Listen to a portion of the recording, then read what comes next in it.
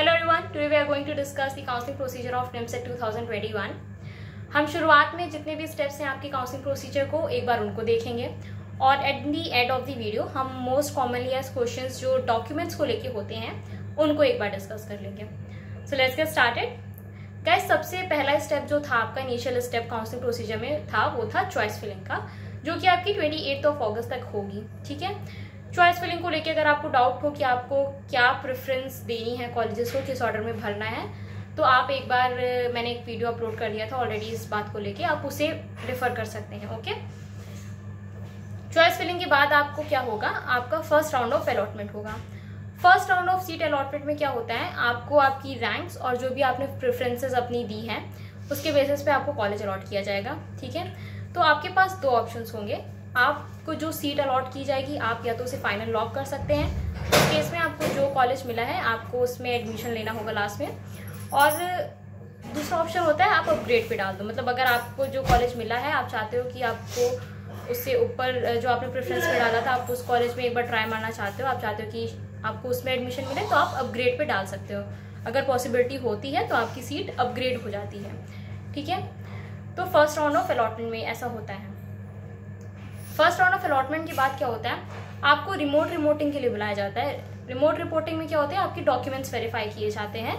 आपके जो भी होम टाउन होता है उसके नियर बाय जो NIT होती है उसमें आपको जाके अपने डॉक्यूमेंट्स वेरीफाई करवाने होते हैं। इसके बाद जो आपकी रिमोट एक्चुअली में डॉक्यूमेंट वेरिफिकेशन होता है, ये दो बार होता है। एक आपका रिमोट रिपोर्टिंग जो होगा वो आपकी नियर बाय NIT में होगा, और फाइनल जो डॉक्यूमेंट वेरिफिकेशन होता है वो आपके एडमिशन के टाइम होता है, जो आपकी फाइनल अलॉटेड NIT होगी जिसमें आपको एडमिशन लेना होगा फाइनली, वहाँ पे होगा आपका फाइनल डॉक्यूमेंट वेरिफिकेशन। ठीक है, तो दो बार आपका डॉक्यूमेंट वेरिफिकेशन होगा। अब ये आपका ऑफलाइन होगा कि ऑनलाइन होगा वो उस समय जो आप काउंसलिंग के टाइम सिचुएशन होगी जो कंट्री में बिकॉज ऑफ कोविड, उसके बेसिस पे डिसाइड किया जाएगा कि ऑनलाइन होना है कि ऑफलाइन होना है। तो वो आपको निमसेट की वेबसाइट पे या मेल के थ्रू आपको बताया जाएगा। ठीक है, तो आपका फर्स्ट राउंड के बाद एक डॉक्यूमेंट वेरिफिकेशन का प्रोसेस होना है। ठीक है, ये पता चल गया आपको। फर्स्ट राउंड के बाद मतलब सीट अलॉट होने के बाद ही आपको एक पेमेंट भी करना होता है, इनिशियल पेमेंट आपको करना होता है। ये पेमेंट क्या होता है, आपका अभी आपसे लिया जाता है, फिर बाद में आप जिस भी NIT में एडमिशन लेंगे तो वहाँ पे जो भी आपकी टोटल फीस बनती है जो आपको पे करनी होती है, उसमें से ये अमाउंट जो आप अभी पे करते हैं काउंसलिंग प्रोसीजर के स्टार्टिंग में वो डिडक्ट कर दिया जाता है, वो उसी में एडजस्ट कर दिया जाता है। ठीक है, तो ये कोई एक्स्ट्रा चार्ज नहीं लिया जा रहा होता है आपसे, ये लास्ट में आपकी फीस में ही एडजस्ट कर दिया जाएगा आप जिस भी NIT में एडमिशन लेंगे वहाँ पे। ओके, तो ये हो गया आपका सेकेंड राउंड और फर्स्ट राउंड के बाद। ठीक है, अब अगर आपने अपना जो सीट है वो लॉक नहीं की थी फर्स्ट राउंड में और आपने अपग्रेड में डाली थी, तो आपका सेकेंड राउंड का जो रिजल्ट आएगा आपको वो देखना होगा। सेकेंड राउंड में अगर आपको जो कॉलेज मिला है, अब अगर आपका कॉलेज अपग्रेड हो गया और आपको वो लॉक करना है तो भी सेम प्रोसीजर आएगा, आपको लॉक कर देनी है सीट। अगर आपको तब भी समझ में नहीं आया और आपको अगर फिर से अपग्रेड में डालना है तो आप फिर से थर्ड राउंड के लिए जाएंगे और आप अपनी सीट अपग्रेड में डाल दी जाएंगे। ठीक है, फिर थर्ड राउंड में जब आप अपना सीट अपग्रेड में डाल देंगे उसके बाद आपको मतलब फिर से आपका रिजल्ट आएगा कि आपकी सीट अपग्रेड हुई कि नहीं हुई। इस राउंड के बाद भी अगर आप अपनी अलॉटेड सीट से सेटिस्फाई नहीं हैं और आपको उस सीट में एडमिशन नहीं लेना हुआ तो आपको अपनी सीट जो है वो सरेंडर करनी पड़ती है। मतलब अभी तक क्या हो रहा था, फर्स्ट राउंड सेकेंड राउंड में क्या हुआ था कि आपको जो NIT अलॉट की थी आपने उससे अपग्रेड में डाला था कि मुझे इससे ऊपर वाली NIT मिल जाए। आपको फर्स्ट राउंड में अपग्रेड हुई, आपको सेकेंड में अपग्रेड हुई तो ठीक है, नहीं हुई तो भी जो आपको पहले से अलॉटेड NIT थी वो आपके पास अभी तक थी। थर्ड राउंड में जब आपने अपग्रेडेशन के लिए डाला तब भी यही हुआ कि आपको जो पहले से NIT अलॉट हुई थी वो आपके पास अभी भी थी। आपकी अपग्रेड हुई थी तो अच्छी बात है, नहीं भी अपग्रेड हुई थी तो पहले सबसे पहले जो आपको एक ऑप्शन मिला था वो अभी तक आपके पास सेफ था।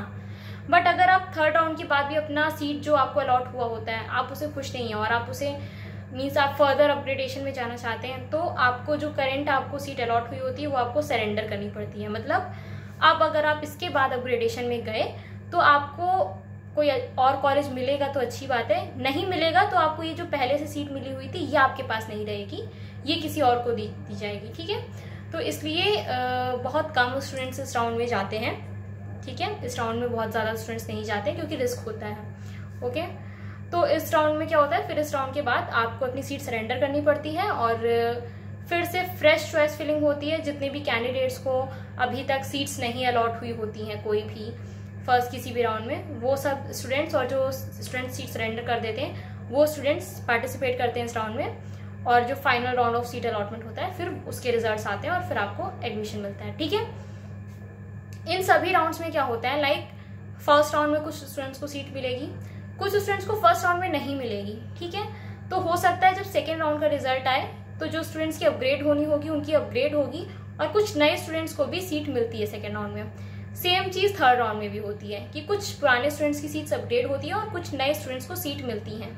ठीक है, तो अगर आपको फर्स्ट राउंड में कोई सीट ना मिले तो ऐसा नहीं कि फिर आपको पोर्टल देखना छोड़ देना है, आपको इन टच रहना है फाइनल राउंड तक। पोर्टल से आपको देखते रहना है क्या क्या नोटिफिकेशन आ रहे हैं और उसके हिसाब से अपडेटेड रहना है, क्योंकि हो सकता है आपको फर्स्ट राउंड में ना मिले सीट, सेकेंड में ना मिले पर थर्ड में मिल जाए, हो सकता है आपको सेकेंड राउंड में मिल जाए सीट। ओके, तो रेगुलर टच में रहिए आप पोर्टल से। ओके, अपडेटेड रहिए। तो ये हो जाएगा आपका सीट अलॉटमेंट का प्रोसेस कंप्लीट। जैसे ही आपका फाइनल सीट अलॉटमेंट का राउंड खत्म हो जाएगा, ठीक है, इस राउंड के बाद तक सबको अपने कॉलेजेस अलॉट हो चुके होंगे। ठीक है, जो भी आपका कॉलेज होगा उसमें अलॉट हो चुका होगा। जिस भी स्टेप में आप अपना कॉलेज फाइनल करेंगे, फॉर एग्जांपल आपने सेकेंड स्टेप में फाइनल कर दिया कि मुझे वारंगल मिला है, मुझे वारंगल आपने लॉक कर दिया, मुझे यहाँ पे एडमिशन लेना है। ठीक है, तो अब जो आपका एग्जीक्यूटिंग बॉडी होती है लाइक NIT रायपुर का काम यहाँ पे खत्म हो गया। अब आपने जिस कॉलेज में लॉक कर दी अपनी सीट, जैसे कि आपने वारंगल में लॉक कर दी, आपने त्रिची में लॉक कर दी, तो अब आपको ट्यून रहना है त्रिची और वारंगल जो भी आपने कॉलेज चूज किया है उस NIT के नोटिफिकेशन से आपको टच में रहना है, आपको देखते रहना है कि वहां पे आपकी काउंसलिंग प्रोसीजर कब स्टार्ट होगा। क्योंकि अब आपकी जो NIT रायपुर थी जिन्होंने आपका पेपर कंडक्ट कराया था, अब उनका रोल खत्म हो जाता है। अब जिस कॉलेज को आपने लॉक कर दिया जहाँ पे आपको एडमिशन लेना है, अब उसके प्रोसीजर के हिसाब से आपको चलना होगा। तो उसकी काउंसलिंग डेट कब आती है, उसका काउंसलिंग प्रोसीजर क्या है, आपको उसको देखते रहना है और उसके हिसाब से आगे के आपको एक्शंस करने होंगे। ठीक है, हर NIT का अलग अलग डेट होता है, मतलब जरूरी नहीं सब एक ही दिन अपनी रिमोट रिपोर्टिंग के लिए स्टूडेंट्स को बोलें, या सबका ऑनलाइन अगर होना है डॉक्यूमेंट वेरिफिकेशन तो एक ही दिन स्टार्ट हो। सबका अपना अलग अलग क्राइटेरिया होता है, अलग अलग डेट्स होती हैं। तो जो NIT आपने फाइनल सेलेक्ट की है उसके क्राइटेरिया के हिसाब से, उसकी डेट के हिसाब से आपको काम करना रहेगा। ठीक है, तो ये हो गया आपका जो पूरा प्रोसीजर था या फिर जो पूरा टाइम टेबल था, शेड्यूल था काउंसलिंग का। अब हम बात कर लेते हैं थोड़ा बहुत डॉक्यूमेंट्स के बारे में। तो बहुत सारे स्टूडेंट्स को ये डाउट रहता है डॉक्यूमेंट्स को लेके। सबसे पहला डाउट कि जो अपीयरिंग वाले स्टूडेंट्स है कि मेरे पास अभी फाइनल ईयर के रिजल्ट्स नहीं आए, मेरे पास फाइनल ईयर की मार्कशीट्स नहीं है, तो मैं उसमें मतलब अपने कॉलेज वेरिफिकेशन के टाइम क्या रिप्रेजेंट करूंगा, मैं वेरिफिकेशन में क्या वहाँ सबमिट करूंगा। तो देखिए, जो भी अपीयरिंग स्टूडेंट्स होते हैं जिनके पास फाइनल ईयर की मार्कशीट्स नहीं होती हैं, आपका जो निमसेट ऑफिशियल ब्राउचर था उसमें आपको दिया गया था, प्रोफॉर्मा दिया गया था। ठीक है, जिन स्टूडेंट्स का रिजल्ट डिले है या जो अपीयरिंग स्टूडेंट्स हैं उनके लिए प्रोफॉर्मा दिया गया है। एक और डॉक्यूमेंट्स के लिए अभी निमसेट की ऑफिशियल वेबसाइट पे एक नोटिस आई है, उसमें आपके सारे डॉक्यूमेंट्स के प्रोफॉर्मा दिए गए हैं। मैं वो और जो इनिशियल इन्फॉर्मेशन ब्राउचर था निमसेट का, दोनों डिस्क्रिप्शन में दोनों के लिंक्स डाल दूंगी, आप वहां से जाके अपने प्रोफॉर्मास जो हैं वो ले सकते हैं। ठीक है, तो क्या करना होता है आपको, निमसेट के ऑफिशियल ब्राउचर में प्रोफॉर्मा दिया गया है, आपको वो प्रोफॉर्मा अपने कॉलेज के जो प्रिंसिपल होते हैं या जो भी आपके कॉलेज के जो भी आपके डायरेक्टर होंगे उससे आपको साइन करवाना होता है। ठीक है, उसमें ऐसा लिखा रहता है कि ये स्टूडेंट हमारे यहाँ फाइनल ईयर के स्टूडेंट है और इस टाइम तक इनकी जो मार्कशीट है वो मिल जाएंगी, ओरिजिनल मार्कशीट मिल जाएंगी। आपको 15 सितंबर तक का अभी टाइम दिया गया उनके ब्राउचर में, तो अभी ऐसे ही मेंशन है कि 15 सितंबर तक का टाइम दिया जाएगा आपको कि आप अपने ओरिजिनल डॉक्यूमेंट्स प्रेजेंट कर पाएं, क्योंकि कोविड की वजह से आपके एग्जाम्स डिले हुए होंगे। तो ये जो डेट है ये भी कॉलेज के ऊपर डिपेंड करता है, कॉलेज अपनी डेट एक्सटेंड कर सकता है कि नहीं, आप हो सकता है वो 15 अक्टूबर कर दे या नवंबर कर दे, depends upon the college. College आपको काउंसलिंग के टाइम एक डेट देगा जब आप ये प्रोफॉर्मा उसके सामने प्रेजेंट करेंगे कि मैं अपीयरिंग द स्टूडेंट हूँ, मेरा रिजल्ट अभी नहीं आया है और इस डेट तक मैं अपना रिजल्ट प्रेजेंट कर दूंगा। तो कॉलेज भी आपको एक डेडलाइन देगी, आपने अपनी डेडलाइन अपने डॉक्यूमेंट में लिखी रही होगी कि इस डेट तक मैं अपने डॉक्यूमेंट सबमिट कर दूंगा, वो आपकी अपनी डेडलाइन हुई। कॉलेज भी आपको अपनी एक डेडलाइन देता है, मतलब जिस NIT में आप एडमिशन ले रहे हैं वो भी एक डेडलाइन देगा कि आपको इस डेट तक हर हाल में अपने डॉक्यूमेंट्स प्रेजेंट करने हैं। अगर आप अपने डॉक्यूमेंट्स इस डेट तक प्रेजेंट नहीं कर पाए तो आपका एडमिशन जो है वो कैंसिल हो जाएगा और आपको वापस जाना पड़ेगा। ठीक है, तो ये होता है अपीयरिंग स्टूडेंट्स के साथ। अगर आपके पास आपकी फाइनल ईयर की मार्कशीट्स नहीं है तो आप पिछले सारे सेमेस्टर्स की मार्कशीट लगाइए। लास्ट ईयर की मार्कशीट्स के लिए आपको एक प्रोफॉर्मा दिया गया ऑफिशियल ब्राउचर में, आप उसे साइन करवा के अपने जो प्रिंसिपल हैं कॉलेज के या फिर डायरेक्टर उनसे साइन करवा के आप काउंसलिंग के टाइम जो है प्रेजेंट कर सकते हैं। आपको एक्सटेंशन मिल जाता है कुछ दिनों का डॉक्यूमेंट प्रेजेंट करने के लिए। ओके, सेकेंड हम बात कर लेते हैं जो ओबीसी कैटेगरी कैंडिडेट हैं या फिर ईडब्ल्यूएस कैटेगरी कैंडिडेट्स हैं उनके सर्टिफिकेट्स के बारे में। तो देखिए ईडब्ल्यूएस कैटेगरी कैंडिडेट्स और जो भी ओबीसी कैटेगरी कैंडिडेट्स हैं उन सबको 1 अप्रैल 2021 के बाद बना हुआ डॉक्यूमेंट जो है वो सबमिट करना होगा।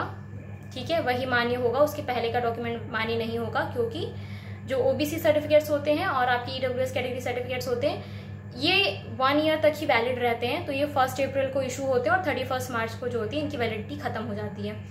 तो आपको 1 अप्रैल 2021 के बाद का बना हुआ जो सर्टिफिकेट है वही रिप्रेजेंट करना है, उसके पहले वाला सर्टिफिकेट आपका मान्य नहीं होगा। दूसरी चीज़, आपके जो सर्टिफिकेट्स हैं वो सेंट्रल गवर्नमेंट द्वारा इशू किए जाने चाहिए।